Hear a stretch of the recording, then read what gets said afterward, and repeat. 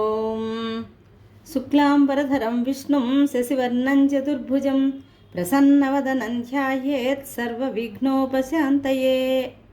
కార్తీక పురాణం 24వ అధ్యాయం ద్వాదశి పారాయణ మహత్యం.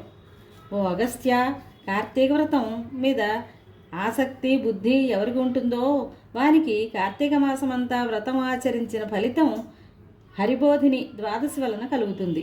సకల తీర్థాల్ని స్నానాల వలన ఎంత ఫలితం కలుగుతుందో అంత ఫలితం ద్వాదశి వ్రతం వల్ల కలుగుతుంది. అన్ని రకాల యజ్ఞాలు చేయటం వల్ల ఎంత ఫలితం ఉంటుందో అంత ఫలితం హరిబోధిని ద్వాదశి వలన కలుగుతుంది. గోవిందుని మీద భక్తితో ఏకాదశి చేస్తే ఎంత ఫలితం వస్తుందో అంతకంటే ఎక్కువ ఫలం విష్ణువల్లభ అయిన ద్వాదశి వల్ల కలుగుతుంది. ఆ ద్వాదశి నాడు చేసిన పుణ్యం 1,000,000 మడుంగులు హెచ్చవుతోంది. కొంచెం ద్వాదశి ఉన్నా దాన్ని విడవక పారాయణ చేయాలి. పారాయణ దినాన ద్వాదశి ఘడియలు వదలకూడదు. అగస్త్య మునీంద్ర, పూర్వం మహాభక్తుడైన అంబరీషుడనే మహారాజు ద్వాదశి పారాయణ విడవకుండా చేసేవాడు.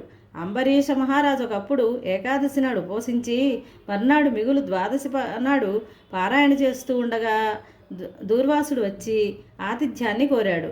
అప్పుడు అంబరీషుడు, స్వామి, ద్వాదశి పారాయణ ఎక్కువ ఫలితాన్ని ఇస్తుంది కాబట్టి తొందరగా రండి అని ప్రార్థించాడు. దూర్వాసుడు ద్వాదశి ఘడియలు వెళ్లకుండా వస్తానని నదికి స్నానానికి వెళ్ళి రాలేదు. ఆనాడు పారణోచితమైన ద్వాదశి ఘడియలు తక్కువగా ఉన్నాయి. అతిథిని విడిచిపెట్టి ముందుగా పారాయణ చేస్తే దోషం వస్తుంది. బ్రాహ్మణుడు అగ్ని సదృశుడు కాబట్టి ముందు భోజనం చేయడం ధర్మం కాదు, శాపం ఇస్తాడు. ద్వాదశిని వదిలిపెడితే హరిభక్తిని వదిలిపెట్టినట్లవుతుంది. ఏకాదశి నాడు ఉపవసించి ద్వాదశి నాడు పారణ చేసినట్లయితే ఆ వ్రతం సార్థకం అవుతుంది. పారాయణ కాలం ఉల్లంఘిస్తే పాపం సంభవిస్తుంది. వారివాసరం పుణ్యప్రదం అవటం వల్ల దానిని విడిచిపెట్టకూడదు. దానిని విడిచిపెడితే ప్రాయశ్చిత్తం లేదు అనుకుంటూ వేదవేత్తలైన బ్రాహ్మణులతో, ఓ ద్విజోత్తములారా, దూర్వాసుల వారు ఇంకా రాలేదు. ద్వాదశి ఘడియలు గడిచిపోయేటట్లున్నాయి.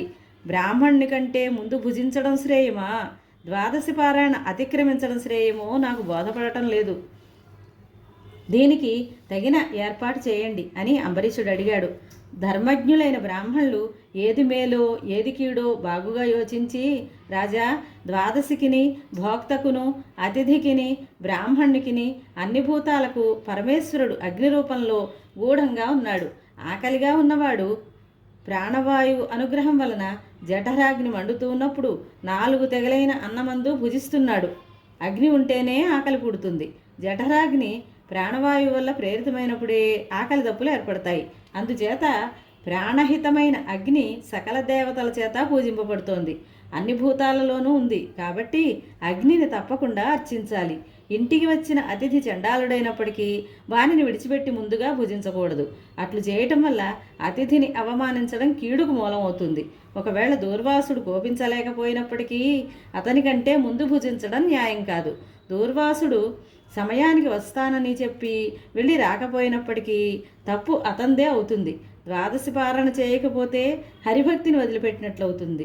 పారణ చేస్తే దూర్వాసుడు తప్పక శపిస్తాడు. ఇది శ్రీ స్కాంద పురాణాంతర్గత కార్తీక మహాత్మ్యమందలి 24వ అధ్యాయం సంపూర్ణం. స్వస్తి.